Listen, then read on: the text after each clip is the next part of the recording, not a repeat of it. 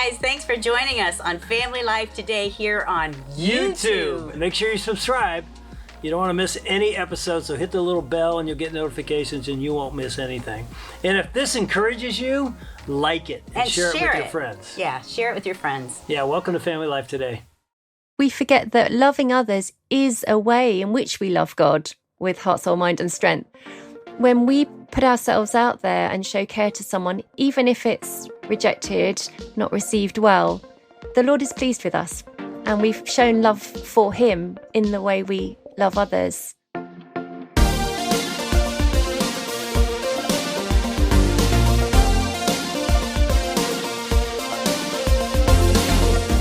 Welcome to Family Life Today, where we want to help you pursue the relationships that matter most. I'm Ann Wilson. And I'm Dave Wilson, and you can find us at FamilyLifeToday.com or on our Family Life app.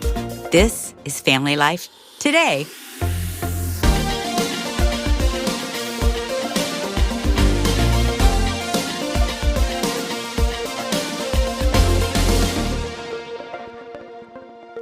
So my question today is, do you have like a greatest hospitality fail? Yes. You do? Yes. The time we had the homeless man live with us and I let him start rearranging the furniture in the house. That could have been a fail due to I didn't set any boundaries. I mean, that's a long story we can get into later, but I was shocked that you invited some stranger sitting beside us on Easter Sunday in church. When the pastor said, hey, say hi to your neighbor, you turn and talk to some guy that looked like he just came off the street. Again, just because everybody was dressed up and he sort of wasn't. And then you turned to me and said, hey, he's coming to lunch after church. I'm like, what? And then when he was eating dinner with us, I thought, oh, he doesn't have anywhere to live. And I remember looking at you like, Jim, you should just live with us. You gave me this look like... And he did.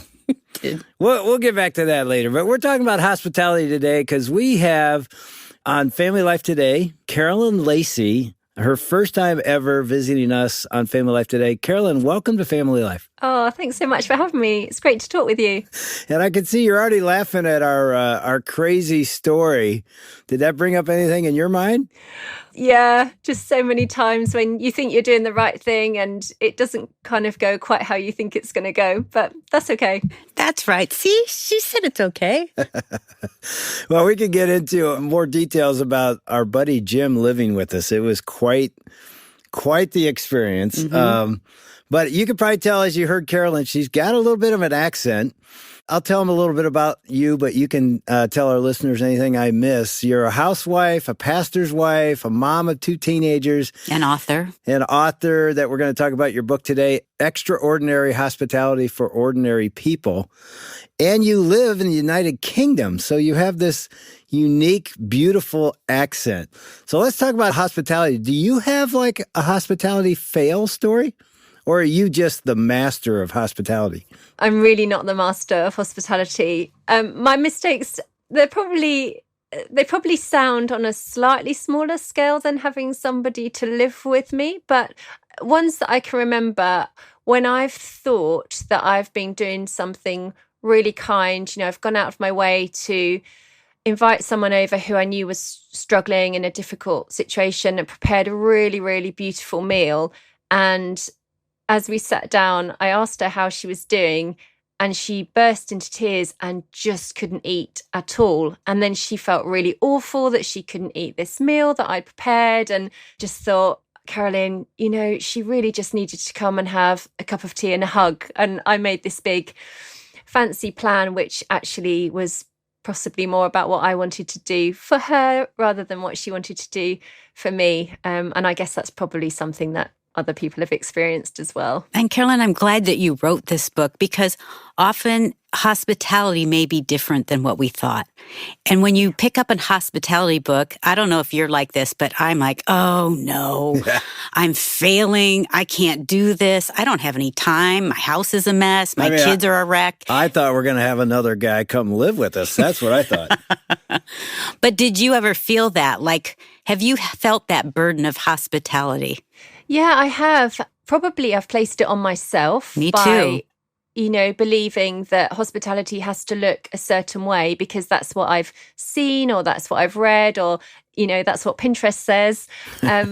I guess I've experienced it as a ministry wife. I think people perhaps not appreciating that I'm also working part-time and have maybe had expectations on me that hospitality should look like me having everybody in my house in one go for a big meal and me not feeling able to manage that. Well, share that story because that did happen to you at church. Yeah, it did. And I will say it was a really lovely, well-meaning lady. She drew alongside me and I had quite a morning. I'd got there early. I was playing in the band. My little ones, I think they were 2 and 4. So they were causing chaos and everyone was tired. I'm trying to get them home. And she came up to me and she said, I have noticed that you don't seem to have a lot of people round for lunch on a Sunday at one time. You tend to have 2s and 3s, and there's a minister's wife up the road and she always has 10 at a time.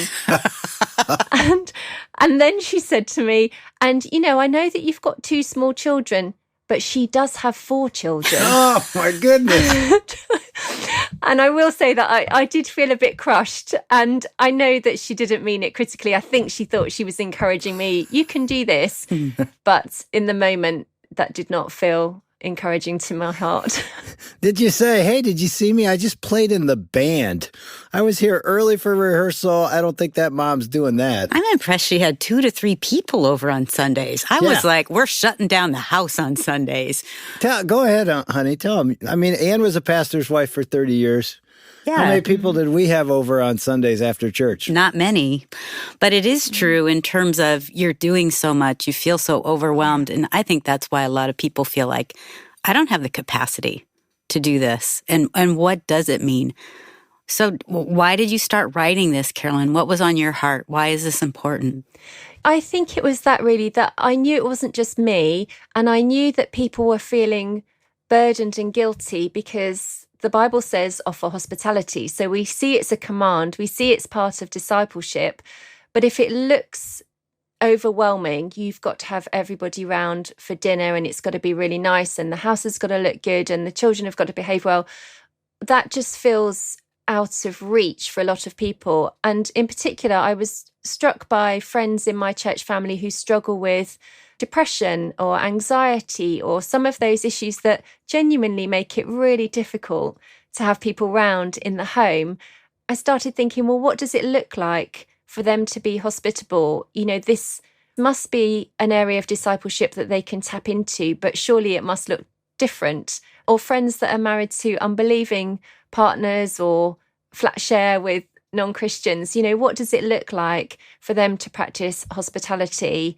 So I really wanted to just explore whether we could broaden the definition, broaden the model. Is it just about meals? Is that really all the Apostle Paul had in mind? Is it all Peter had in mind? Or did it mean something a bit broader? So that's really what got me started thinking about it. I find it very enlightening because you take this sort of narrow definition of hospitality looks like this, and you pull back and say, no, it's much bigger and better. So help us understand, what did you discover? What does hospitality look like?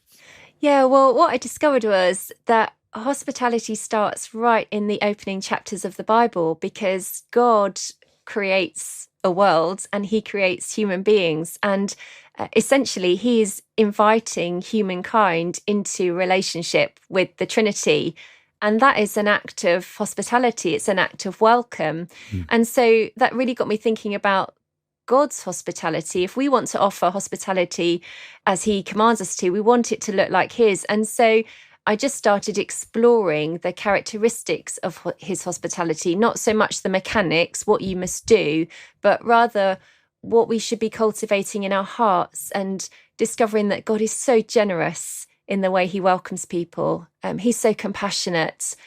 He's inclusive. He's persistent. Those characteristics seemed suddenly to be much more significant than what you cook or how often you do it. But am I becoming a hospitable person? Am I becoming like him and reflecting him in those characteristics? And so, in the book, really, I just take 7 characteristics of hospitality that we see in God and try and explore what they look like and how we can start to cultivate them in our own lives. And I discovered that it will look different in practice for each of us, and that's okay, according to our personalities and our circumstances. So we can all, for example, learn to be compassionate welcomers, but what that might look like will depend on who we are and who the people we meet are. And I think that's okay. I think that's really good, actually, because I'm thinking about those listeners who are thinking, I'm an introvert. I don't even like people. Do I need to do this still? But you're saying it's not just about having people over. It's sharing your heart. It's opening more than your home. It's opening your heart. And that makes it feel different. Like you don't have to put on this big spread. I thought it was good when you said God is generous, so we should be generous too. And as we reflect on his extraordinary generosity in welcoming us, we will find ourselves wanting to become more generous in the way we welcome others. How do you do that? What has that looked like for you and your personality? Yeah, actually, I'm an introvert too. Wait. An introvert wrote a book on hospitality. I know.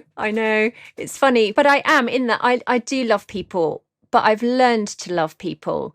And, if I'm feeling tired and exhausted, really the way for me to recharge is on my own in a room with a book. But actually learning more about just how generous God is in his welcome has been so comforting to me, but also it's grown a gratitude in me that wants to overflow in welcoming others. And so, just simple things, it's tempting for me at the end of the day to come home and pull into my drive and just run into the house and shut the door without looking around.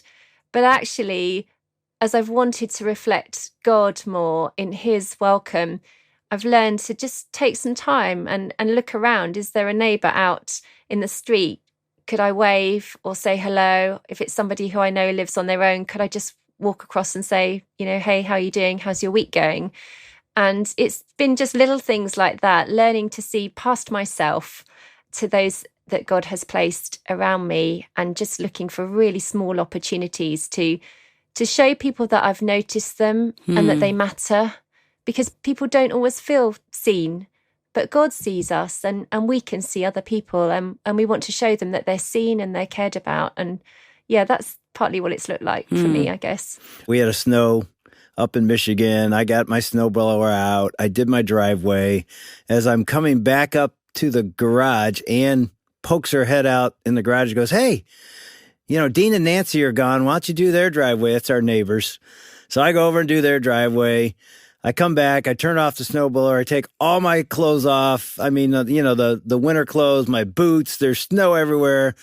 I plop down by the fireplace, and Ann walks in and goes, hey, what about Nick and Pam? Well, I just said, oh no, Pam's outside shoveling and she's just getting over COVID, and her husband Nick is having heart problems. Like, oh, Dave, maybe you should go over with that big snowblower. And I wish I could lie and say, yeah, I was like, of course, I want to be Jesus. Let's go. I'm like, honey, I'm warm. I'm sitting by the fire.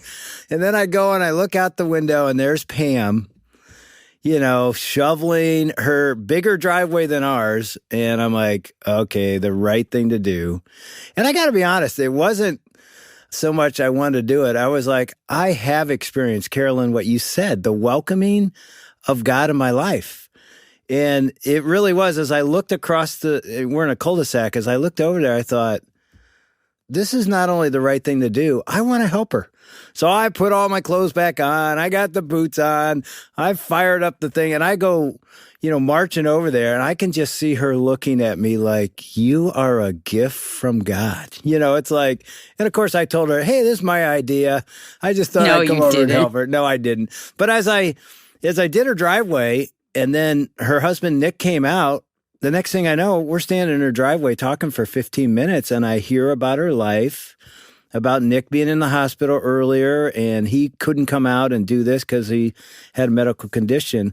And as I came back to our garage, I just felt like that was the best 15 minutes, and it's all it took, that I've spent with my neighbors in probably this whole year. And it was just a simple act of hospitality. And the funny thing is, I thought I was giving them a gift, and I got the gift. I'm the one that felt better about it. Is that typical when you help somebody? Do you often feel like it's more blessed to give than receive, as Jesus said? I think that's right. I think there's unexpected joy. It's a surprising joy. You feel as though you're going to be giving out, and so you should be depleted in some way of your energy or whatever it is. But as we step out in obedience, I think the Lord honors that. And he gives us joy. We get the joy of, particularly if we're feeling a bit weary and not up for it, we get the joy of relying on his Spirit and finding out that his grace is sufficient and he does sustain us and he does equip us. But also, the unexpected, surprising blessing of community. I mean, we were created to be in relationship, and introverts like me are tempted to forget that until we have those meaningful interactions and think, oh yeah, that was great. Yeah, it was the best 15 minutes of the day. And I didn't think it would be. I thought the 15 minutes curled up by the fire on my own would be the best 15 minutes. And it turns out I was wrong. And I can relate to that. It's a good reminder, isn't it, to pray, when we're out and about, God, just give me eyes for the people that you want me to see, and just show me, is there some really small way that I can show your care and compassion? And if we pray that, I think he answers and he gives those small opportunities. I think that that's the key. I was thinking, as we were all talking, I thought, when I have my eyes on other people, it's because I'm first having my eyes on Jesus. And when he fills us up, and we see Jesus doing that, of pulling away, of being with the Father. And the Father fills us. He gives us eyes for those that are needy, those that we can love, those that he wants us to see and hear. And so I think that's the critical point, because when I am running so hard and I'm stressed, I think so many of us are, if I don't take that time to be with Jesus, I want to come in my house, I close the garage door, and I don't want to talk to anybody. And yet I'm thinking, if Jesus lived in my neighborhood, he would have spent time with the Father, and then he would make sure, he would be talking to all of us, like, Ian, how are you doing? What's going on? He'd want to know and care about all the details of my life. And as we talk about that, Carolyn, I'm wondering, how has that affected your kids? You have 2 kids, 19 and 17. What does that look like as you have practiced this in your life and in your ministry? Yeah, well, it's been really nice to see, actually. So I think during COVID especially, we had our season of lockdown. And then in the UK last summer, we were only allowed for a period of time to have 6 people in the home, and you still had to be spaced out. So our kitchen table is relatively small, and there are 4 of us. And so really for us, that meant having one person at a time. So we would just try and think of a single friend, somebody we knew at church who was either on their own, or sometimes we had a lady who's married to a non-Christian, and we just have them over. And I think they experienced what I experienced. You think, okay, let's gear up. This is going to be, hard work. Let's put ourselves out there. But actually, they were fun times, and it was good for them to interact. And I'm seeing them just grow in their ability to talk to people who are not in their peer group, older people. And my daughter's been home and she was going back to university. She went round and spent some time with a lady from church who's just been widowed. And I just thought, that's really lovely. That's how you want to spend your last morning, is to just go and visit her and have some time with her. And so I think I see them growing as well in their desire to welcome others. Now, have you ever found it hard? I mean, of course, I'm guessing you've had some struggles with, hospitality, but, you write a book about it and, you think, oh, she's the queen of hospitality and it's always good. Because I know that when we started, we were talking about this guy named Jim who, as we invited him over for Easter brunch, we find out he is homeless. He had just become homeless. And then he needs somewhere to live. And here we are saying, you can come live with us. At that time, we had no kids. But when I went later to pick him up that evening, I pull up where he told me he'd be waiting outside a grocery store. And he is outside with a buddy in a wheelchair, and they have a hat out for donations for people to give to his buddy who's paralyzed. So I pull up, And I'm like, hey, Jim, I'm here to take you back to my house. Here's what happens, Carolyn. His buddy jumps out of the wheelchair, walks into my car. They throw the wheelchair in the back of my car. It was all a scam. They were pretending that he was paralyzed just to get money. And I'm like, this is the guy we just invited to come live with us? And he did. He came and lived with us for 6 weeks? Yeah. And so all I'm saying is, as he came and we're doing this nice thing, and at first it was wonderful. And then after 4 or 5 days, we started realizing when he started changing the furniture around. He's moving everything in our house. We catch him in a few lies. And again, a wonderful guy, and we're trying to help him out. But it became hard after a while. Like, what did we just sign up for? We didn't sign up for this. We're not really helping him. He's sort of using us, and you sort of feel, sort of that kind of thing.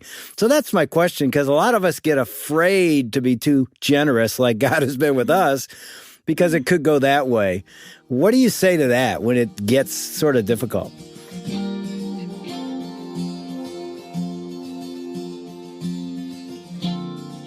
You're listening to Dave and Ann Wilson with Carolyn Lacey on Family Life today. We'll hear Carolyn's response in just a minute, but first, at Family Life, we believe God does some of his most amazing work right in ordinary homes. Whether that's a small group Bible study, or laughing on the floor with your kids, or sharing a meal with neighbors, the home can be the launching pad for God's work in this world. And if you believe that too, would you help more families experience this by partnering with Family Life? All this week, as our thanks for your financial partnership, we want to send you a copy of Carolyn's book. It's called Extraordinary Hospitality for Ordinary People. You can get your copy when you give this week at FamilyLifeToday.com, or when you call with your donation at 800-358-6329. That's 1-800-F as in family, L as in life, and then the word today. All right, now back to Dave and Ann's conversation with Carolyn Lacey and how to be generous and hospitable even when it seems difficult. I'll say two things, but I think one of them is, part of the problem is sometimes that we see hospitality as a solo sport. And we think, there's this difficult person or difficult people and I have to do it myself. But if we're part of church family, we probably need to draw others in to help us. So, if we're finding that somebody's taken advantage a little bit or just draining us of our energy or conversation's hard, whatever it is, I think probably we need to not try and do it on our own and to bring church family in to help. Is there a friend or a couple of friends you can say, look, I'm trying to get alongside this person, but it's a little bit tricky. Can you help me? Can we share the load, or can we take them out for coffee together so that we can keep the conversation going? So sometimes I think our struggles are because we're trying to do too much on our own, and perhaps we have to know our limits in that sense. Of course, the Lord equips us, but one of the ways he helps us is by giving us church family. So we perhaps need to lean on each other a bit more. And then sometimes you just have to persevere, don't you? So I write in the book a bit about, those people that you got a heart for and you're really trying to welcome, but they just either pull away or they're hostile or distant, and just making a call about how to persevere. And I had to do that. I share a story in the book about a lady I met at the school gate who just really seemed to dislike me, I think just because I was a Christian. And just had to learn how to persist, how to show an interest, how to start small. Would you like to take our kids to the park together? And I think she thought I was going to brainwash her kids and into this cult or something. And so just had to go very slowly. And it would have been much easier, I think, to have said, I'm just going to go somewhere else. I'm just going to find somebody else who actually is interested in my efforts. But the Lord had placed her on my heart, and he did seem to keep bringing our paths together. And over time, the walls came down, and actually we became very, very good friends. She's probably my closest non-Christian friend now. And Wow. I think you just had to learn to press in and to be willing to be uncomfortable, to try not to take offense when she was rude or unkind, and to keep reminding myself, Jesus died for me when I was his enemy, and he's welcomed me with all of my baggage, all of my sin. And if I can, in his strength. I need to try and persevere. So it's not easy, but that doesn't necessarily mean we need to give up. But we might need a bit of help. That's really inspiring. I love that you kept pushing through, because I think a lot of us as people, we put up walls because of past hurt or pain. And when someone continues to persevere and go after that friendship, that means a lot. And I'm just thinking, for all of us, this has been a great reminder for me to get my eyes off of myself and onto other people. I mean, Jesus said, love the Lord your God with all your heart, mind, soul, and strength, and to love your neighbor as yourself. And sometimes we forget that second part. We kind of bunch in and we gather as our family. But there are people, our neighbors, our people that are at work, at church, that could use a friend, that could use someone to say, I see you, I hear you, tell me, how are you? That can be sharing the gospel in some respect, the beginning of it to some people. And God's calling us to it. And you've reminded us of that. So thanks, Carolyn. I think it's also, we forget that loving others is a way in which we love God. Yes. With heart, soul, mind, and strength. You know, when we put ourselves out there and show care to someone, even if it's rejected, not received well, the Lord is pleased with us. And we've shown love for him in the way we love others.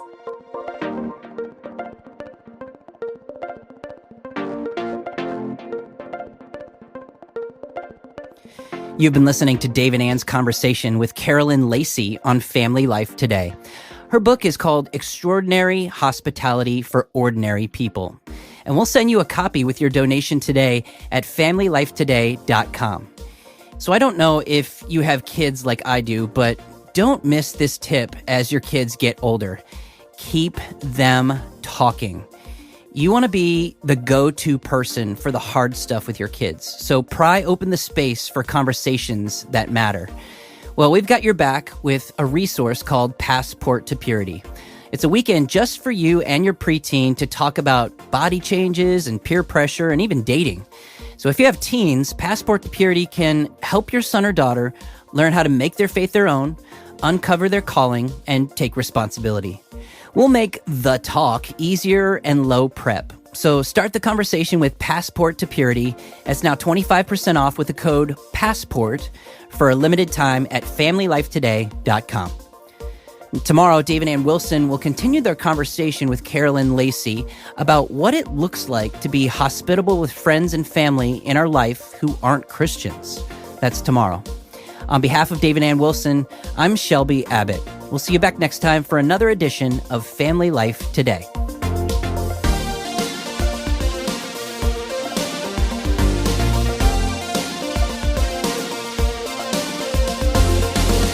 Family Life Today is a production of Family Life, a Crew ministry, helping you pursue the relationships that matter most.